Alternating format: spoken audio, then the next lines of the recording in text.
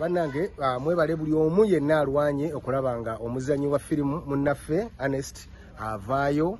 Police tugyebaza naye okubanga ebadde nzikakkamu n'emutuwa.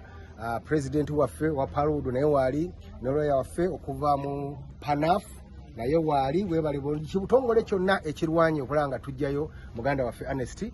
Tweyanzizza nnyo, tweyanzeege bannafirimu mwenna n'eddoboozi lyonna Paludo mwenna mwebale era ogwo omutima gwe mulaze gwe mulaganga bwetubanga tufunye ekizibu ne Uganda Police tusaanye tugisaba nayo kati etuyige nti nno ffe tukola tetukyakola biri bye muganda twekozaakoza tukola ekintu nga kituufu nga kyekyo kyennyini era bwe mutusanga nga tuzanya mutwongere bwongezi ne tanka muzituwe ne mundu byonna mubituwe tukole ebintu ebyamagezi. America kyekyagitunda okubeera nga olwaleero mugiyita super power yafuna ebyo byonna ebyetaagisa. Mwebale nnyo mwebalire ddala.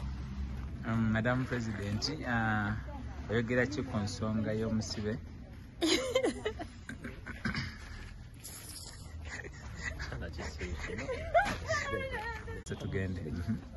Okay, leero okuva ku Sunday nyege ndowooza lwe yali aggalawo muganda waffe Sserunya n'akwatibwa olw'okuvaayo okwolesa ekitone oba okwolesa talent nga muna art mu industry eno fena kyetusuubira nti it was something omuntu yenna wa art kyeyandyegombye okulaba oba ensi zonna engeri gye bakirabamu.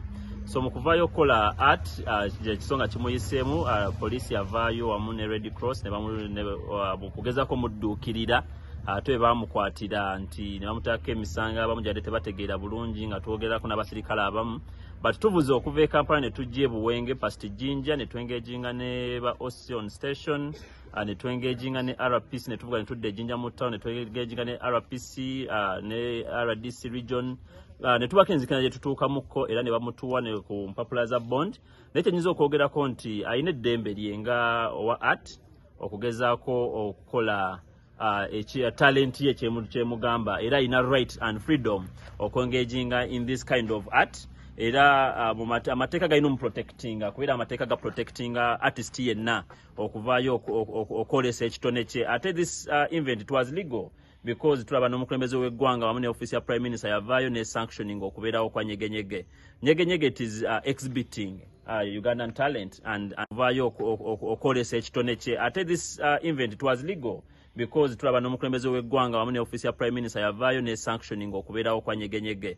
It is exhibiting Ugandan talent and art. So aba yavaayo okwolesa ekitone kye, so tukyaba nti it was something legal. So police yalina mukwata wabula tuyita police wamu ne Ministry of Arts and Culture okuvaayo okwongera okwengeginga ba artists okufuba okulaba nga batumbula culture ya Uganda wamu ne art ne film industry ya Uganda. Pozi kanyongere katono nti ne mama Kadaga tumwebaza okuba nti nno yatuyambye ku nsonga eno nga bwe twamusaba era omuntu waffe atuweereddwa ofisa gwe yatukwasa paka era ya sayiniza ensamba police yangayo. First, I want to thank God and Ernest is finally out. Njagala kwebaza Panaf, our council, Wakali Wood, Mzee Wakali Wood, abaddewo from zero up to now.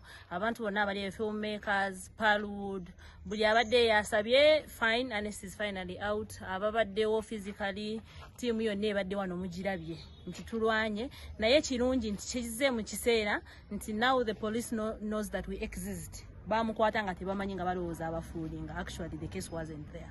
Naye finally bachi understandinze ne bamutuwa and he's free nga we mumulaba and we are coming to Kampala.